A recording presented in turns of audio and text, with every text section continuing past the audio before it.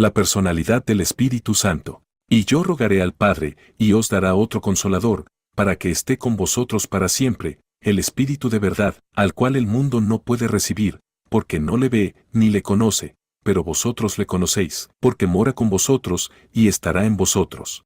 Juan 14, 16 y 17.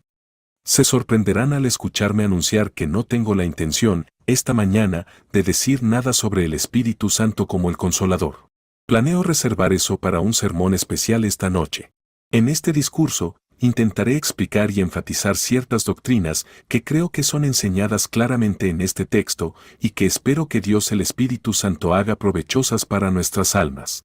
El anciano John Newton dijo una vez que había algunos libros que no podía leer, eran buenos y sólidos, pero, dijo, son libros de monedas de medio centavo. Tienes que tomar tanta cantidad antes de tener algún valor. Hay otros libros de plata y otros de oro, pero tengo un libro que es un libro de billetes de banco, y cada hoja es un billete de banco de valor inmenso.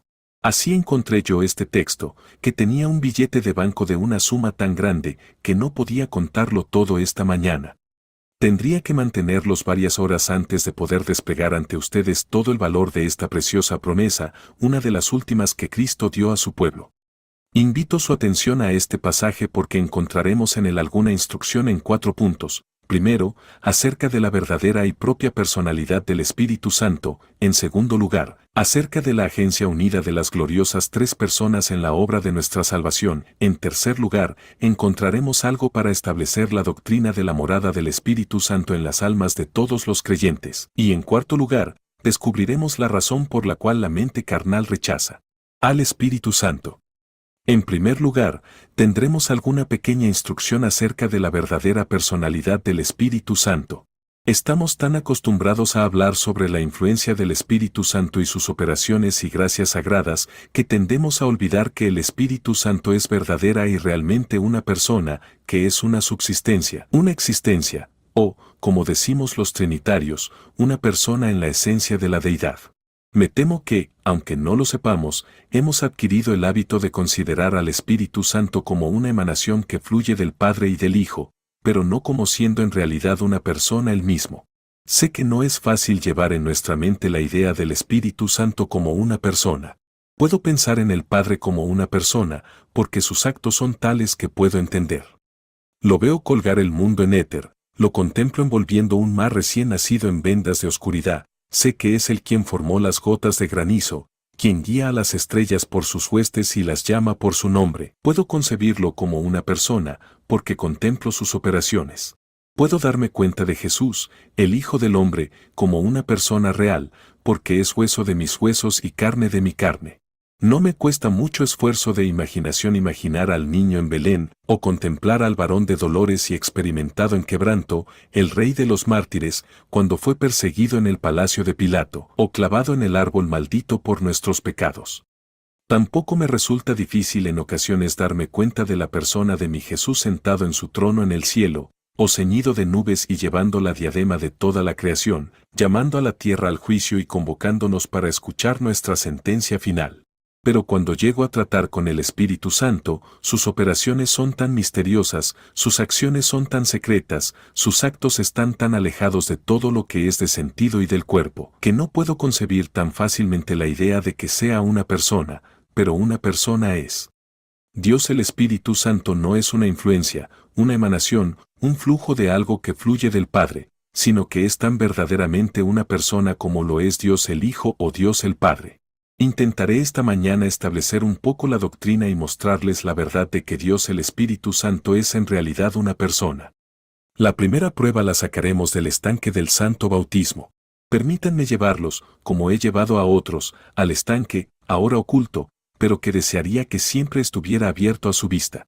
Permítanme llevarlos a la pila bautismal, donde los creyentes se ponen el nombre del Señor Jesús, y me oirán pronunciar las solemnes palabras: yo te bautizo en el nombre, observen, en el nombre, no en los nombres, del Padre, y del Hijo, y del Espíritu Santo. Cualquier persona que sea bautizada según la verdadera forma establecida en la Escritura, debe ser trinitaria. De lo contrario, su bautismo es una farsa y una mentira, y él mismo se encuentra como un engañador y un hipócrita delante de Dios. Como se menciona al Padre, y como se menciona al Hijo, así también se menciona al Espíritu Santo, y todo se resume como siendo una Trinidad en unidad, al decir no los nombres, sino el nombre, el glorioso nombre, el nombre de Jehová, del Padre, y del Hijo, y del Espíritu Santo. Permítanme recordarles que lo mismo ocurre cada vez que son despedidos de esta casa de oración. Al pronunciar la solemne bendición de clausura, invocamos en su nombre el amor de Jesucristo, la gracia del Padre y la comunión del Espíritu Santo, y así, según la manera apostólica, hacemos una distinción manifiesta entre las personas, mostrando que creemos que el Padre es una persona, el Hijo es una persona, y el Espíritu Santo es una persona. Si no hubiera otras pruebas en la Escritura, creo que éstas serían suficientes para cualquier persona sensata. Vería que si el Espíritu Santo fuera simplemente una influencia, no se mencionaría en conjunto con dos a quienes todos confesamos como personas reales y adecuadas. Un segundo argumento surge del hecho de que el Espíritu Santo ha hecho apariciones diferentes en la tierra. El Gran Espíritu se ha manifestado al hombre, ha tomado una forma, de modo que, aunque no ha sido visto por los hombres mortales, ha estado tan velado en apariencia que fue visto, en lo que respecta a esa apariencia, por los ojos de todos los observadores. ¿Ves a Jesucristo nuestro Salvador? Ahí está el río Jordán, con sus orillas inclinadas y sus sauces llorando a su lado. Jesucristo, el Hijo de Dios, desciende al río, y el Santo Bautista, Juan, lo sumerge en las olas. Las puertas del cielo se abren, se presenta una aparición milagrosa, una luz brillante resplandece desde el cielo, más brillante que el sol en todo su esplendor, y desciende en una inundación de gloria algo que reconoces como una paloma.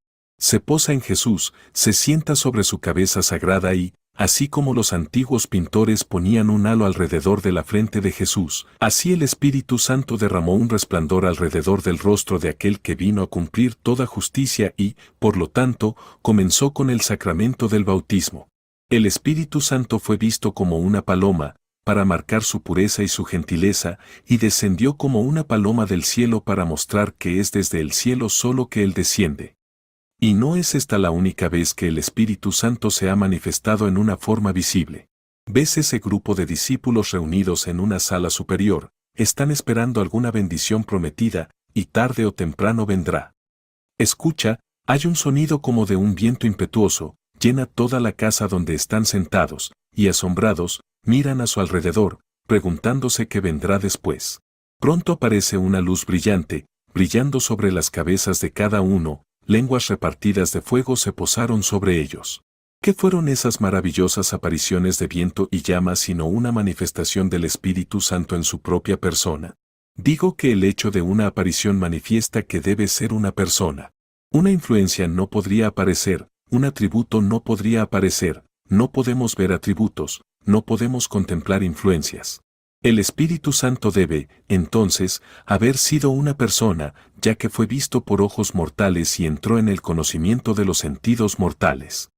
Otra prueba es el hecho de que cualidades personales son atribuidas al Espíritu Santo. Primero, permítanme leerles un texto en el que se habla del Espíritu Santo como teniendo entendimiento. En la primera epístola a los Corintios, capítulo 2, leerán: Pero como está escrito, cosas que ojo no vio, ni oído oyó, ni han subido al corazón del hombre, son las que Dios ha preparado para los que le aman.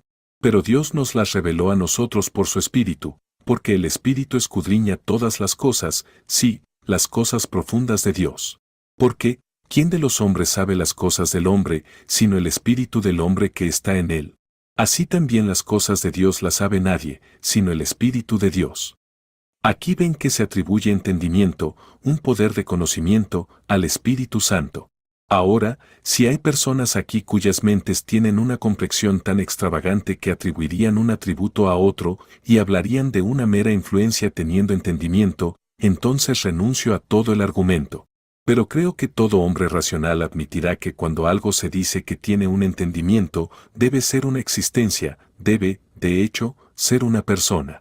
En el capítulo 12, versículo 11 de la misma epístola, encontrarán una voluntad atribuida al Espíritu Santo. Pero todas estas cosas las obra uno y el mismo Espíritu, repartiendo a cada uno en particular como Él quiere. Así que está claro que el Espíritu tiene una voluntad. No viene de Dios simplemente a voluntad de Dios, sino que tiene una voluntad propia, que siempre está en armonía con la voluntad del infinito Jehová, pero que es, no obstante, distinta y separada. Por lo tanto, digo que es una persona. En otro texto, se atribuye poder al Espíritu Santo, y el poder es algo que solo puede atribuirse a una existencia.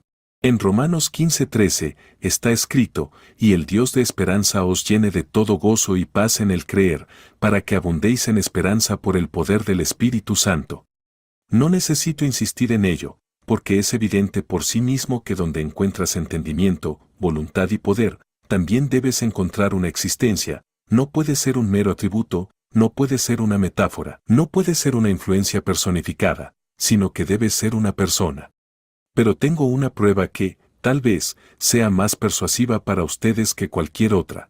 Los hechos y acciones se atribuyen al Espíritu Santo, por lo tanto, debe ser una persona. Leen en el primer capítulo del libro de Génesis que el Espíritu revoloteaba sobre la superficie de la tierra cuando aún estaba todo desorden y confusión. Este mundo fue una vez una masa de materia caótica, no había orden, era como el valle de oscuridad y sombra de muerte. Dios el Espíritu Santo extendió sus alas sobre él, sembró las semillas de la vida en él, los gérmenes de los cuales surgieron todos los seres fueron implantados por él, impregnó la tierra para que fuera capaz de vida. Ahora, debe haber sido una persona la que trajo el orden del caos, debe haber sido una existencia la que revoloteó sobre este mundo y lo hizo lo que es ahora. Pero, ¿no leemos en la Escritura algo más del Espíritu Santo? Sí, se nos dice que los santos hombres de antaño hablaron siendo inspirados por el Espíritu Santo. Cuando Moisés escribió el Pentateuco, el Espíritu Santo movió su mano. Cuando David escribió los salmos y discurrió dulce música en su arpa, fue el Espíritu Santo quien dio a sus dedos su movimiento seráfico. Cuando Salomón dejó caer de sus labios las palabras de los proverbios de la sabiduría, o cuando entonó los cantares de amor, fue el Espíritu Santo quien le dio palabras de conocimiento y himnos de éxtasis. Ah, ¿y qué fuego fue ese que tocó los labios del elocuente Isaías? ¿Qué mano fue esa que vino sobre Daniel? ¿Qué poder fue ese que hizo a Jeremías tan plañidero en su aflicción? ¿O qué fue eso que alzó a Ezequiel como un águila, haciéndolo elevarse en misterios en lo alto y ver lo desconocido y poderoso más allá de nuestro alcance? ¿Quién fue el que hizo a Amós, el pastor, un profeta? ¿Quién enseñó al rudo Ageo a pronunciar sus sentencias atronadoras? ¿Quién le mostró a Habacuc los caballos de Jehová marchando a través de las aguas, o quién encendió la ardiente elocuencia de Nahum? ¿Quién hizo que Malaquías cerrara el libro con el murmullo de la palabra maldición? ¿Quién fue en cada uno de estos casos, sino el Espíritu Santo? ¿Y no debe haber sido una persona la que habló a través de estos antiguos testigos? Debemos creerlo. No podemos evitar creerlo, cuando leemos que los santos hombres de antaño hablaron siendo inspirados por el Espíritu Santo. ¿Y cuándo el Espíritu Santo ha dejado de tener influencia sobre los hombres? Encontramos que todavía trata con sus ministros y con todos sus santos.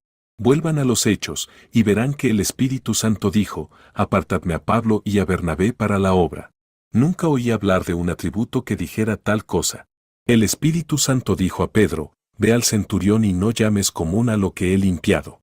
El Espíritu Santo arrebató a Felipe después de haber bautizado al eunuco, y lo llevó a otro lugar, y el Espíritu Santo dijo a Pablo, no irás a esa ciudad, sino que irás a otra. Y sabemos que el Espíritu Santo fue mentido por Ananías y Zafira, cuando se dijo, no has mentido a los hombres, sino a Dios.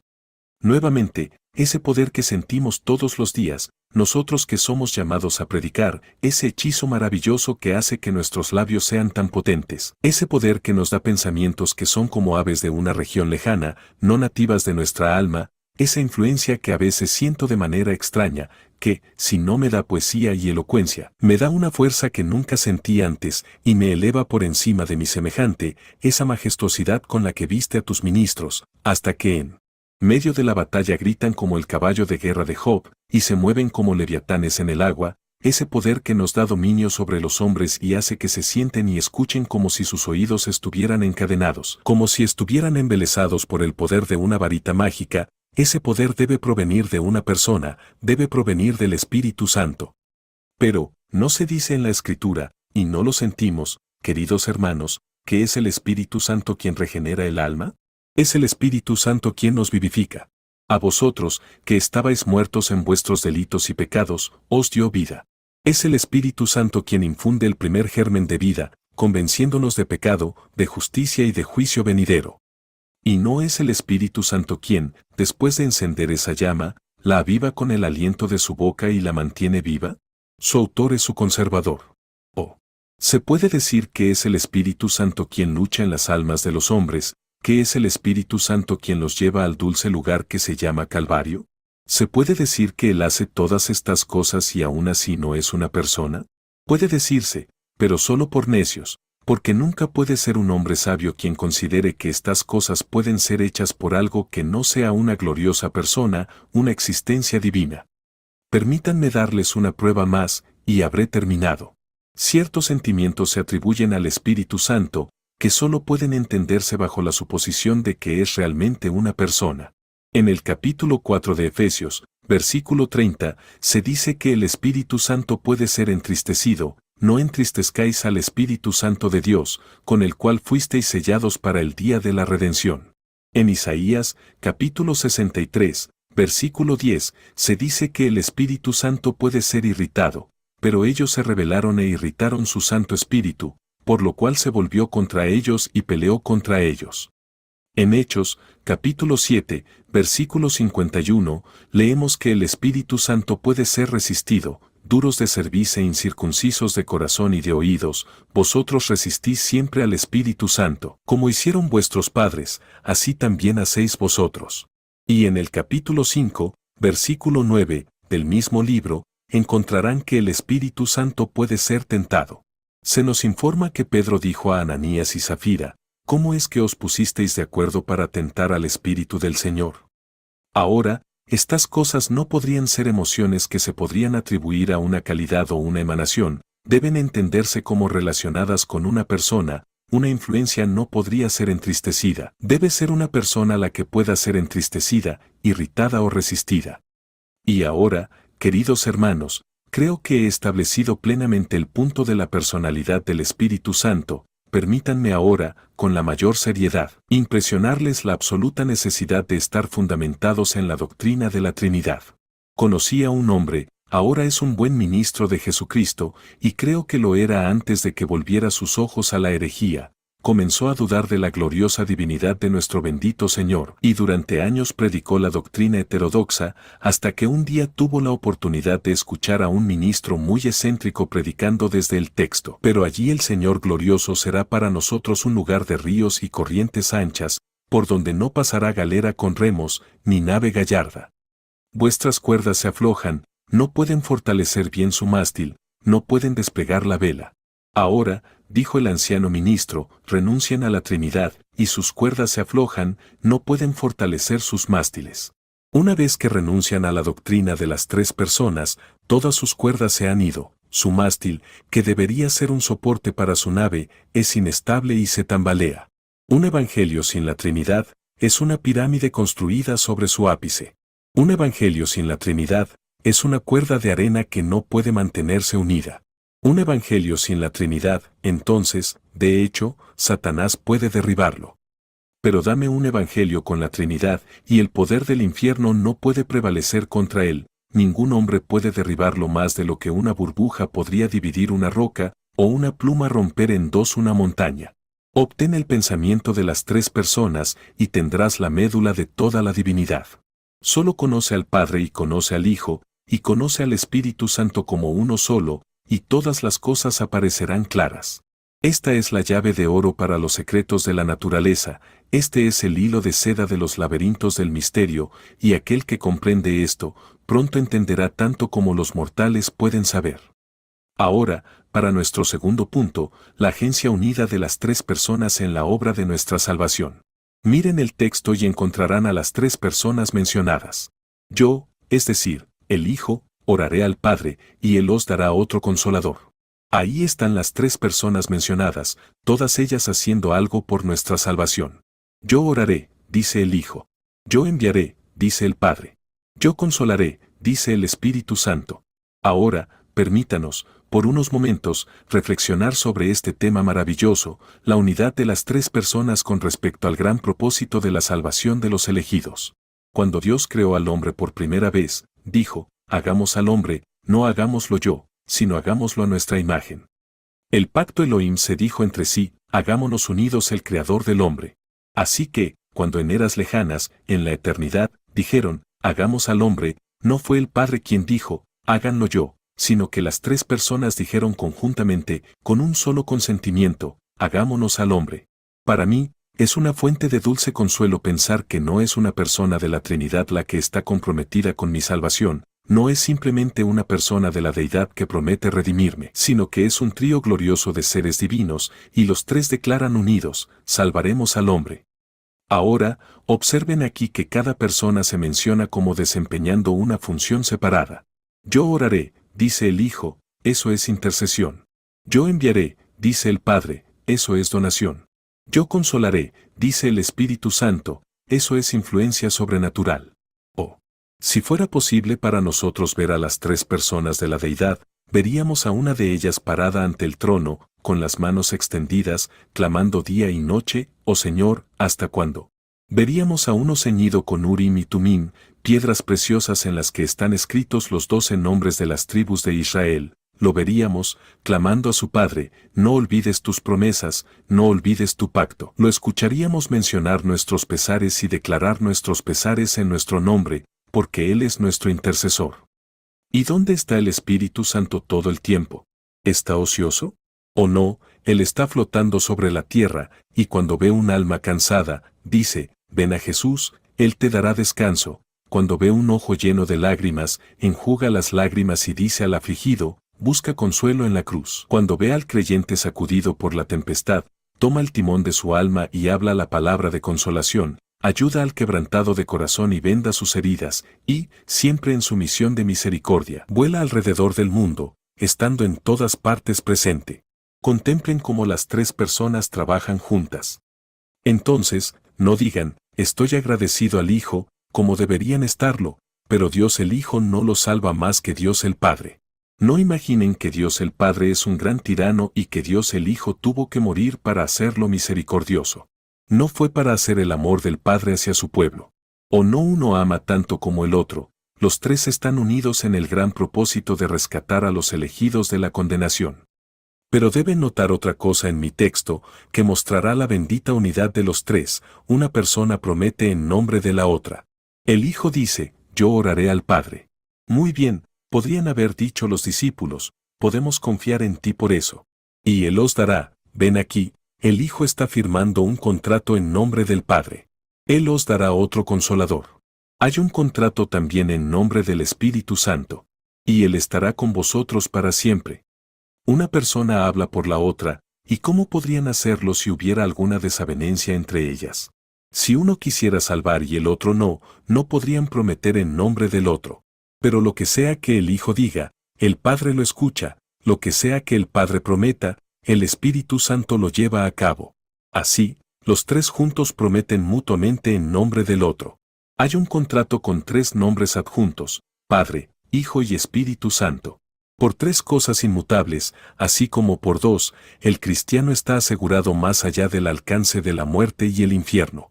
Una trinidad de seguridades, porque hay una trinidad de Dios. Nuestro tercer punto es la morada del Espíritu Santo en los creyentes. Ahora, amados, estas dos primeras cosas han sido cuestiones de pura doctrina, este es el tema de la experiencia. La morada del Espíritu Santo es un tema tan profundo y que tiene tanto que ver con el hombre interior, que ninguna alma podrá comprender verdadera y realmente lo que digo, a menos que haya sido enseñada por Dios. He oído hablar de un viejo ministro que le dijo a un compañero de uno de los colegios de Cambridge que entendía un idioma que nunca había aprendido en toda su vida. No tengo, dijo, ni siquiera un conocimiento superficial del griego, y no conozco el latín, pero gracias a Dios, puedo hablar el lenguaje de Canaán, y eso es más de lo que tú puedes hacer. Así que, amados, ahora tendré que hablar un poco del lenguaje de Canaán. Si no pueden comprenderme, me temo que es porque no son de extracción israelita, no son hijos de Dios ni herederos del reino de los cielos. Nos dicen en el texto que Jesús enviaría al Consolador, que moraría en los santos para siempre, que estaría con ellos y dentro de ellos.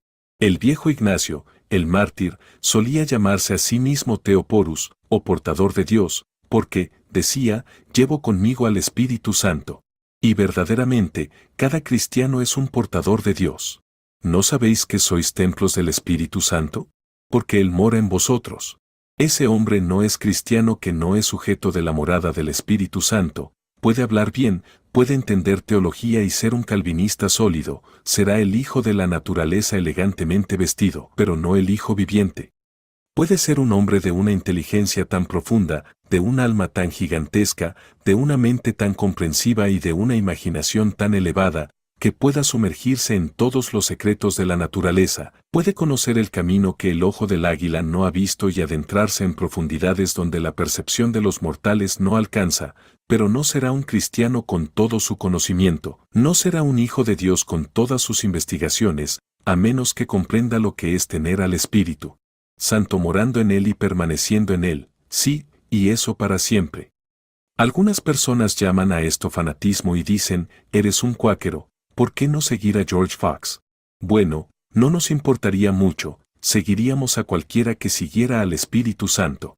Incluso él, con todas sus excentricidades, dudo que en muchos casos, estuviera realmente inspirado por el Espíritu Santo, y siempre que encuentro a un hombre en quien reposa el Espíritu de Dios, el Espíritu dentro de mí salta al escuchar el Espíritu dentro de él, y sentimos que somos uno.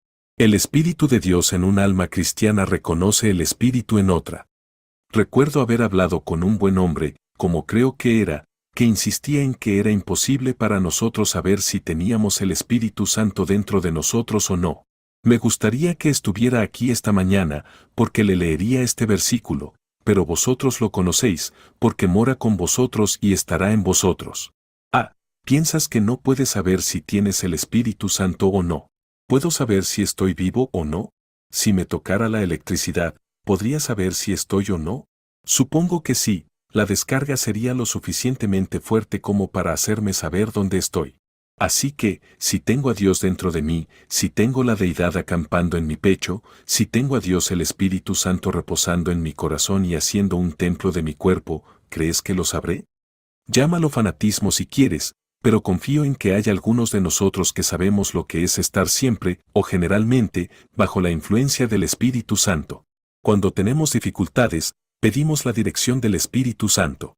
Cuando no entendemos una porción de la Santa Escritura, pedimos al Espíritu Santo que resplandezca sobre nosotros. Cuando estamos deprimidos, el Espíritu Santo nos consuela. No puedes saber cuál es el maravilloso poder de la morada del Espíritu Santo, cómo retrocede la mano del Santo cuando tocaría lo prohibido, cómo lo incita a hacer un pacto con sus ojos, cómo ata sus pies para que no caigan en un camino resbaladizo, cómo restringe su corazón y lo mantiene alejado de la tentación. O vosotros, que no sabéis nada de la morada del Espíritu Santo, no lo menospreciéis. O, no menospreciéis al Espíritu Santo, porque es el pecado imperdonable.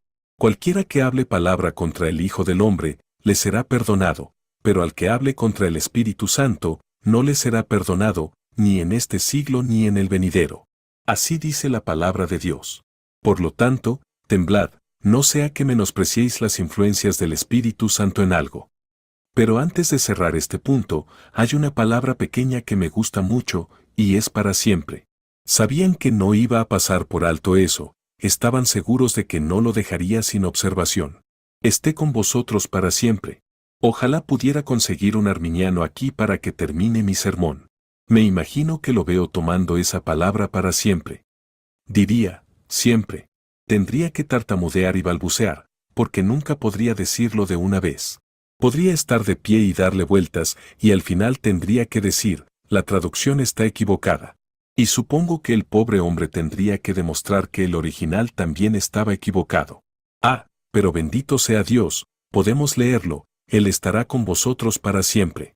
Una vez dame al Espíritu Santo, y nunca lo perderé hasta que haya transcurrido el para siempre, hasta que la eternidad haya tejido sus rondas eternas. Ahora tenemos que cerrar con una breve observación sobre la razón por la cual el mundo rechaza al Espíritu Santo. Se dice, a quien el mundo no puede recibir, porque no le ve ni le conoce.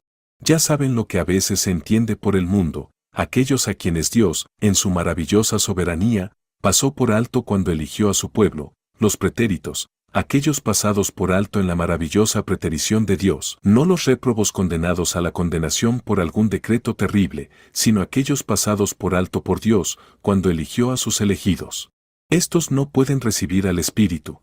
Además, significa que todos en un estado carnal no son capaces de procurarse esta influencia divina, y, así, es cierto que a quien el mundo no puede recibir. El mundo no regenerado de pecadores menosprecia al Espíritu Santo, porque no le ve. Sí, creo que este es el gran secreto por el cual muchos se ríen de la idea de la existencia del Espíritu Santo, porque no lo ven. Le dices al mundano, tengo al Espíritu Santo dentro de mí. Él dice, no lo veo. Quiere que sea algo tangible, algo que pueda reconocer con sus sentidos.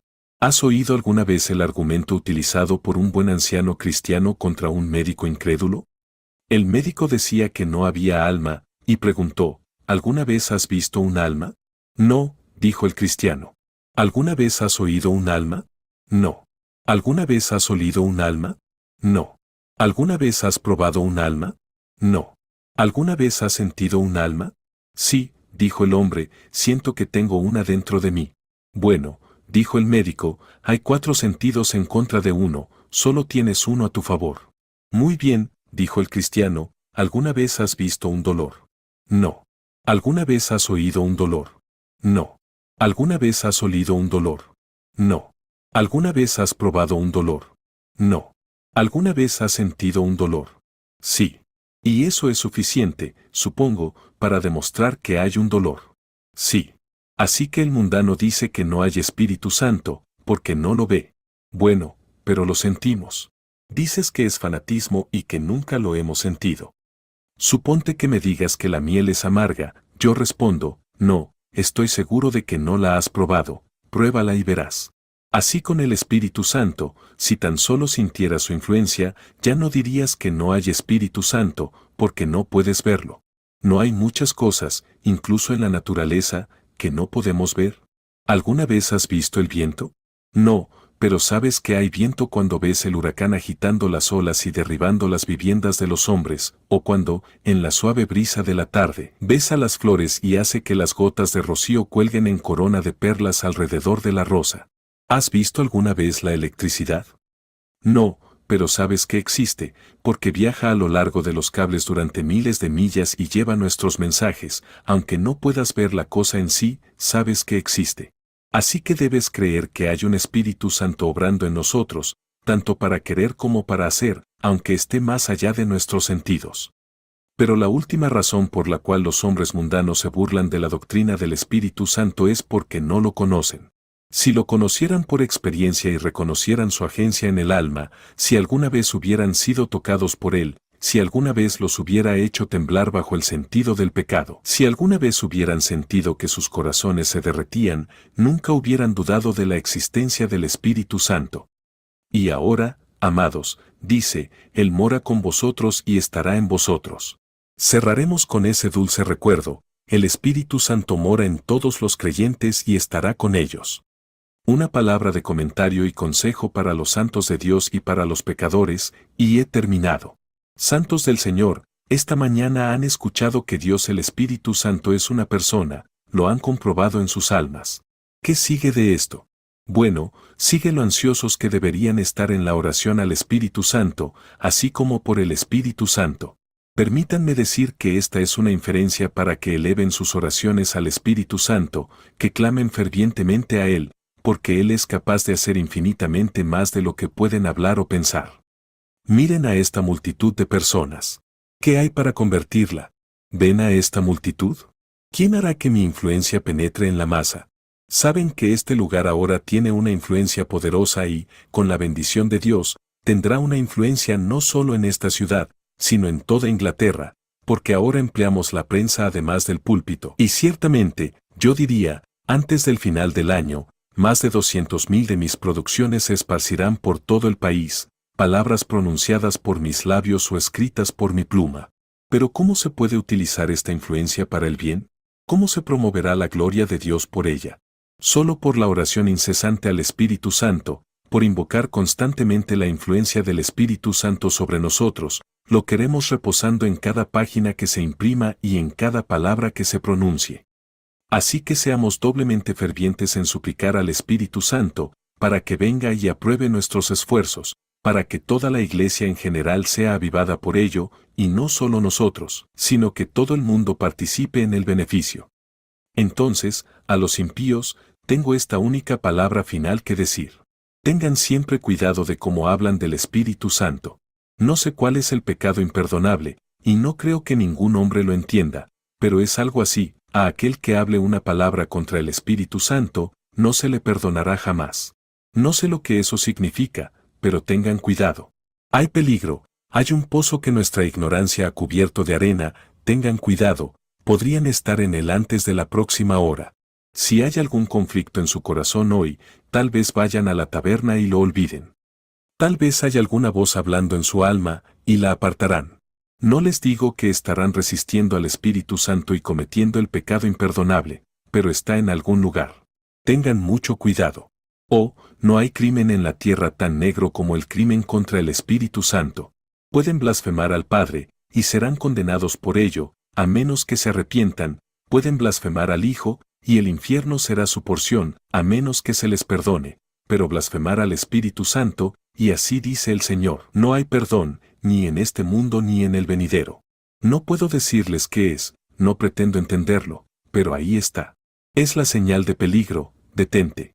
Hombre, detente. Si has menospreciado al Espíritu Santo, si te has burlado de sus revelaciones y despreciado lo que los cristianos llaman su influencia, te ruego que te detengas. Considera seriamente esto esta mañana. Quizás algunos de ustedes hayan cometido realmente el pecado imperdonable. Deténganse. Dejen que el miedo los detenga, siéntense. No avancen tan imprudentemente como lo han hecho. Oh, aflojen las riendas. Tú que eres tan disoluto en el pecado, tú que has pronunciado palabras tan duras contra la Trinidad, detente. Nos hace a todos detenernos. Nos hace a todos reflexionar y decir, ¿no habré hecho tal vez eso? Pensemos en esto, y no reprimamos en ningún momento ni con palabras ni con actos al Espíritu Santo de Dios.